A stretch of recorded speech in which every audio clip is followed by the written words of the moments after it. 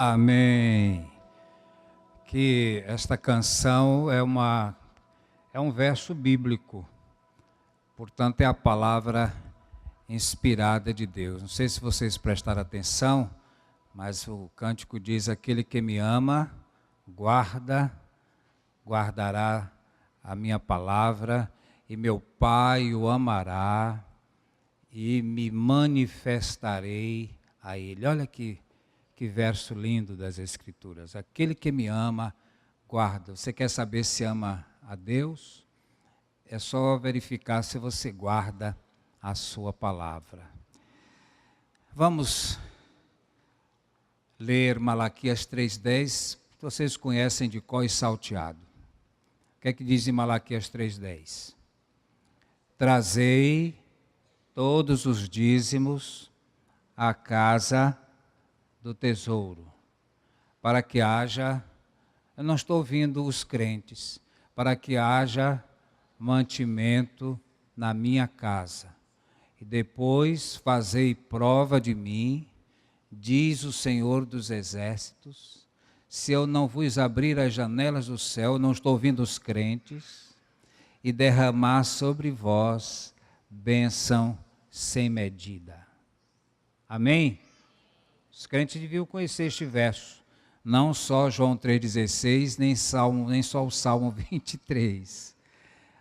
Vamos meditar na palavra de Deus. Crer em Deus é também crer na sua palavra. O discípulo que diz crer em Deus e não cumpre com a sua palavra, não ama, conforme a canção que eu não combinei com a Laila, que ela ia cantar hoje.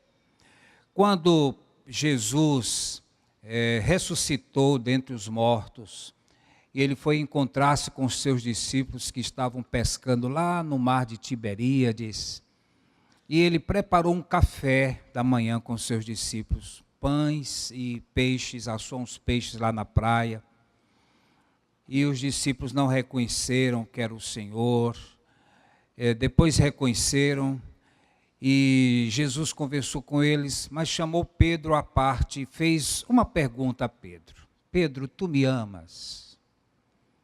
E Pedro disse: sim, Senhor, tu sabes que eu te amo. E Jesus repetiu umas 2 vezes essa pergunta, que incomodou Pedro. E essa pergunta deve nos incomodar.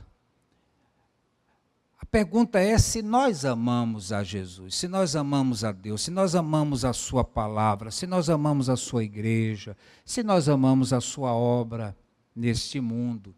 Essas coisas devem nos incomodar. Pedro ficou incomodado com esta palavra. E a nossa vida cristã se resume a nisso. Se resume em saber se nós amamos a Deus, se nós amamos a sua igreja, se nós amamos a sua palavra. Aquele que diz que me ama, amará a minha palavra, disse o Senhor Jesus. Então, e na palavra de Deus, ele nos ensina tantas coisas. Ele nos ensina a amar o próximo, ele nos ensina a perdoar. Há ensinos que são expressos nas Sagradas Escrituras. Há outros que são ensinos tácitos.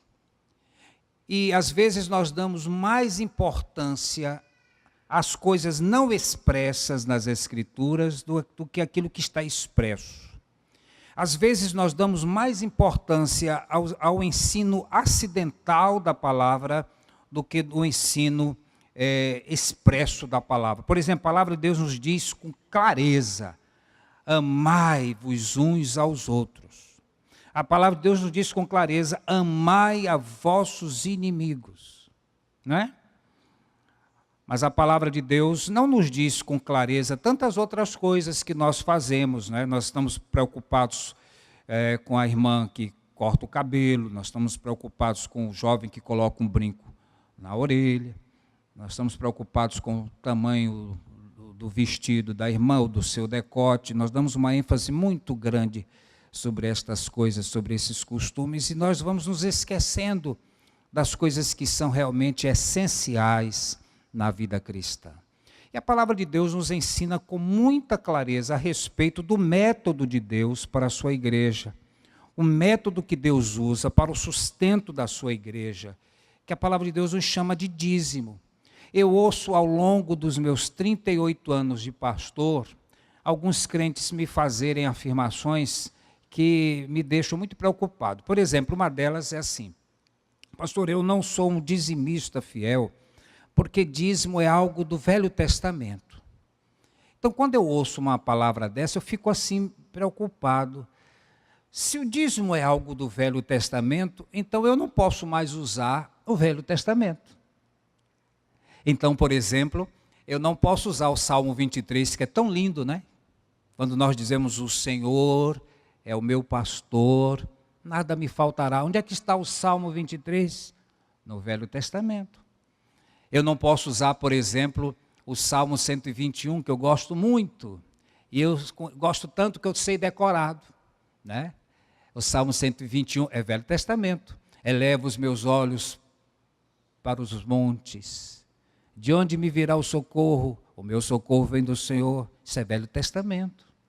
Eu também não poderei usar textos do Levítico, dos livros da lei, porque é Velho Testamento. Eu não posso, por exemplo, usar se o meu povo, que se chama pelo meu nome, se humilhar, orar, me buscar e se converter dos seus maus caminhos, então eu ouvirei dos céus, perdoarei os seus pecados e sararei a sua terra. Não posso, porque é Velho Testamento. Não posso usar nenhum texto dos profetas maiores ou menores, porque é Velho Testamento. Meus irmãos, o método de Deus para o sustento da sua igreja, sustento do seu povo e da sua obra, se chama dízimo. E dízimo não é algo do Velho Testamento. Abraão deu o dízimo antes da lei. Depois Moisés regulou e virou lei de Moisés. Mas aí veio Jesus e falando aos fariseus, lá no Evangelho de Mateus, no capítulo 23, abra sua Bíblia aí, por favor, no Evangelho de Mateus, no capítulo 23, versículo 23, que nós vamos encontrar essa palavra de Jesus. E aí, irmãos, não é Velho Testamento, aí é Novo Testamento, né? Aí a gente não tem como fugir desse negócio, só se rasgar a Bíblia, né? Então vamos lá.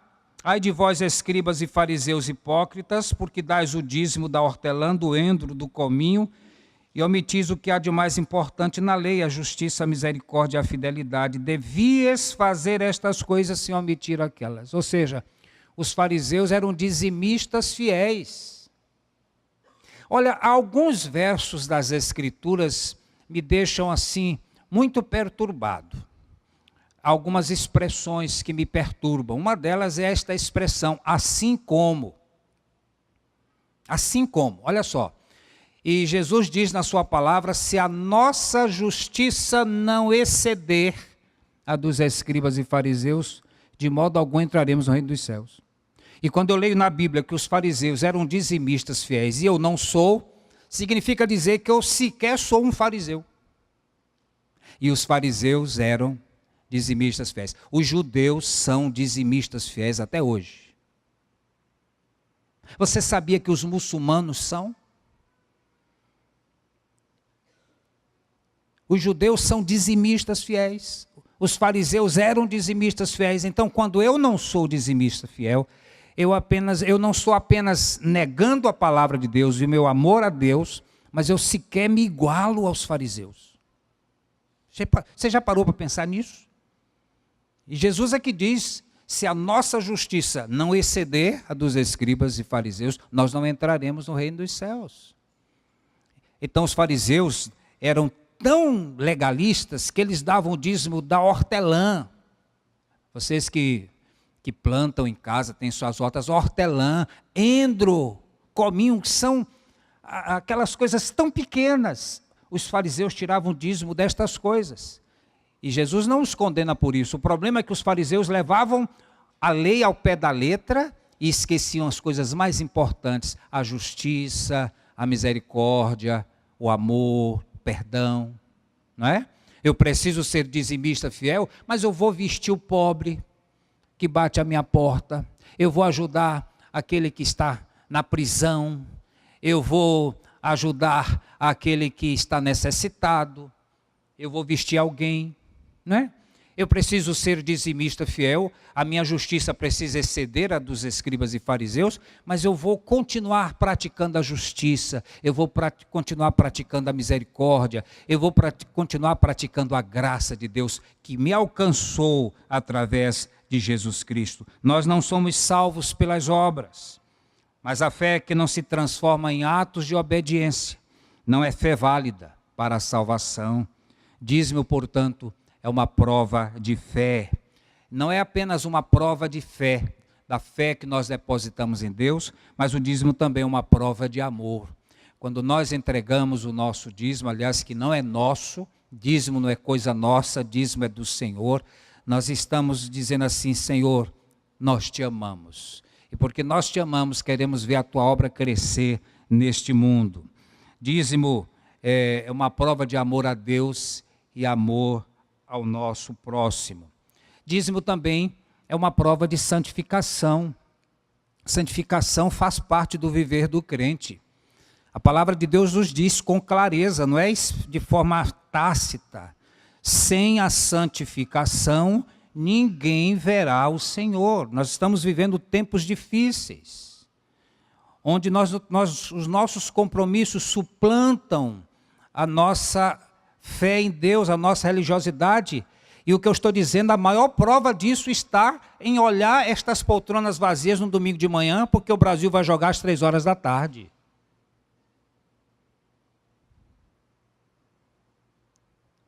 Perceberam isso? Sem a santificação ninguém verá o Senhor. Santificação é separação. Nós fomos separados por Deus porque somos um povo especial. Nós somos a nação santa de Deus, nós temos compromisso com Deus, com a sua palavra. E os compromissos com Deus não podem suplantar os meus compromissos. Prestem atenção nisso. A palavra de Deus nos diz: buscai, pois, em primeiro lugar o seu reino e a sua justiça, e as demais coisas. Que demais coisas são essas? Os seus compromissos, as suas atividades, aquilo que você tem fora do reino de Deus, vem em segundo, terceiro, quarto plano. Mas em primeiro lugar, vem a sua fé, vem a sua obediência, vem o seu amor a Deus. E nós temos 7 dias na semana. Escolhemos um único dia para adorar a Deus. E esse único dia, a igreja precisaria estar toda reunida. Ah, pastor, mas eu não preciso para entregar meu dízimo.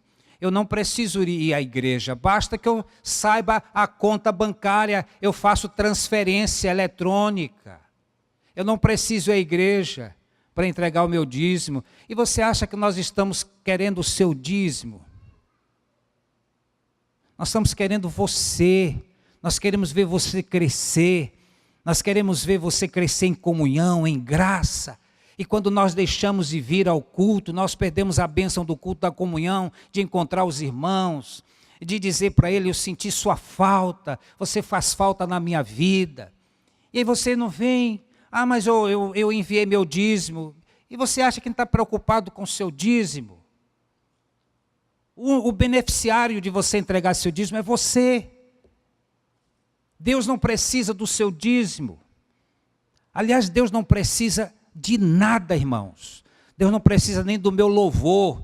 Tivemos um cântico lindo aqui que a Laila trouxe, a palavra de Deus cantada.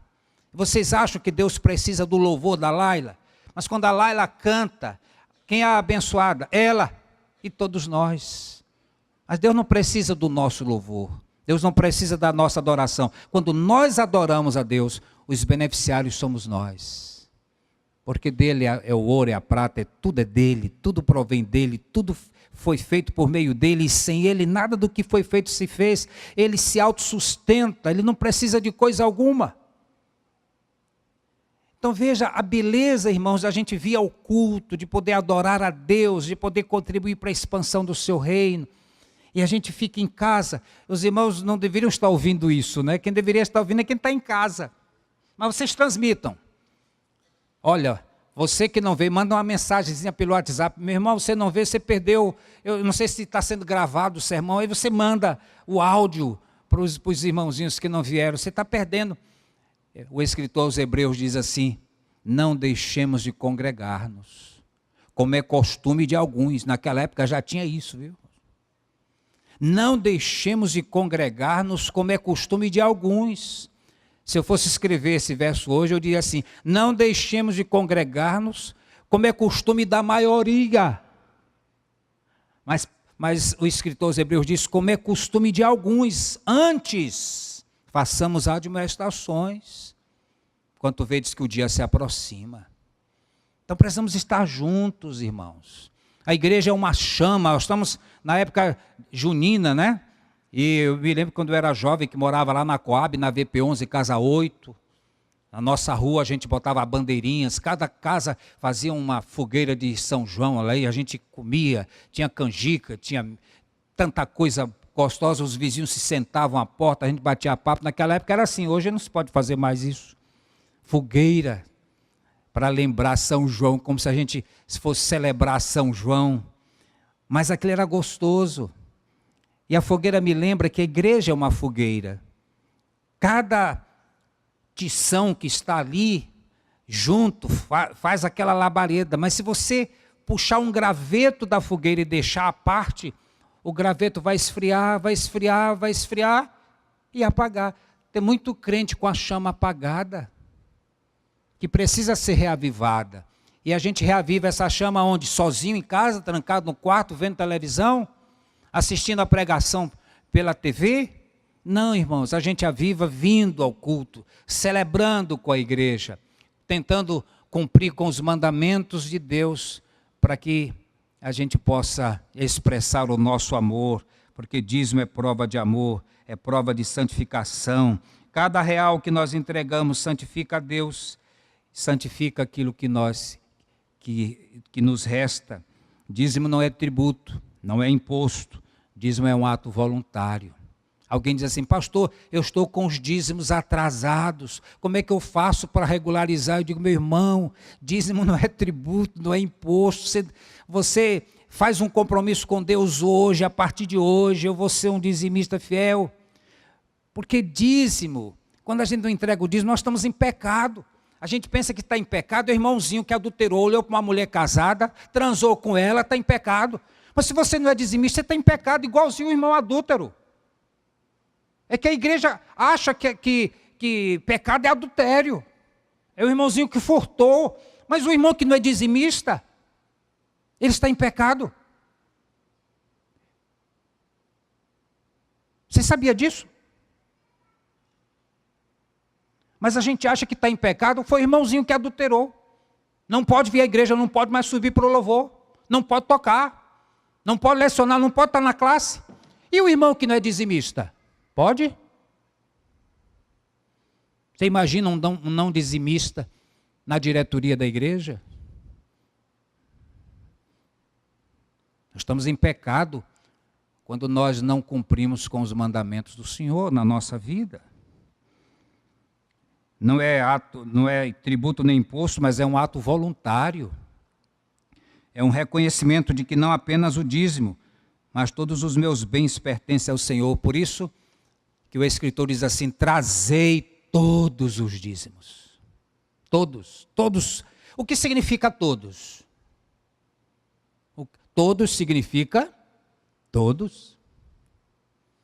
Então, o seu salário, a sua pensão, a sua renda, o seu lucro, desde que a sua renda seja compatível com o Evangelho, não vá trazer como dízimo a propina que você recebeu do político,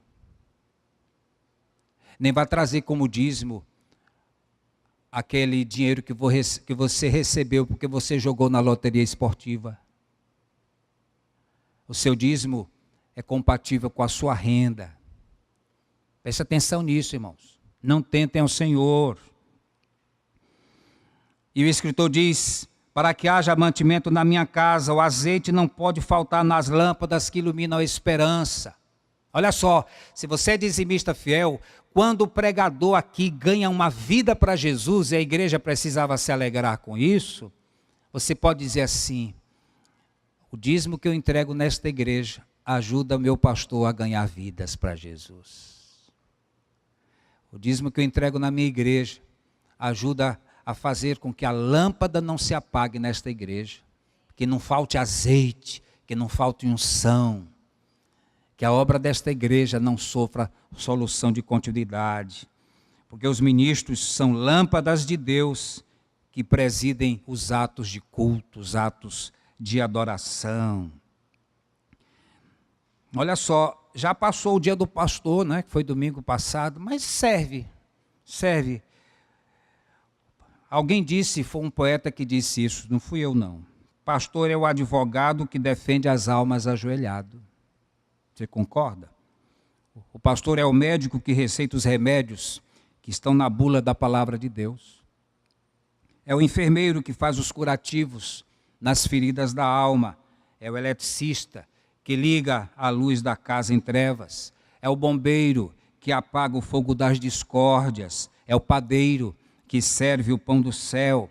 É o psicólogo que destrincha os segredos do coração. É o professor que ensina a viver. É o juiz que celebra o casamento, é a unidade dos casais. É o ancião que aconselha. É o jovem que dá ânimo. É o menino que dá alegria. Cada vez que seu pastor ganhar vidas para Jesus, você dirá, eu tenho parte nesse ministério. Ah, eu não sou pregador, eu não sei ganhar vidas para Jesus, mas quando o meu pastor ganha uma vida para Jesus, eu participo disso. Eu estou ajudando a manter a chama acesa na vida desta igreja. Não é? E a palavra de Deus diz assim, a última parte do verso de Malaquias 3,10, fazei prova de mim. Olha só, fazei prova de mim, faça isso. Se você não vai ser abençoado, é o Senhor que diz isso, fazei prova. Eu abrirei as janelas do céu e derramarei sobre vós bênção sem medida. O que é bênção sem medida? No Salmo 23, que é um salmo lá do Velho Testamento, diz que o meu cálice transborda. O que é cálice transbordante? Você enche um copo d'água, você encheu demais, a água derrama. E essa é a figura.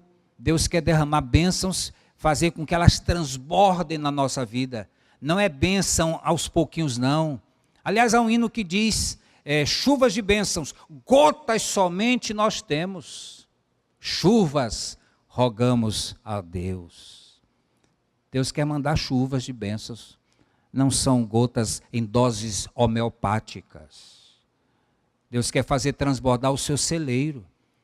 Mas lembre-se da palavra de Jesus, aquele que me ama, guardará a minha palavra, meu Pai o amará,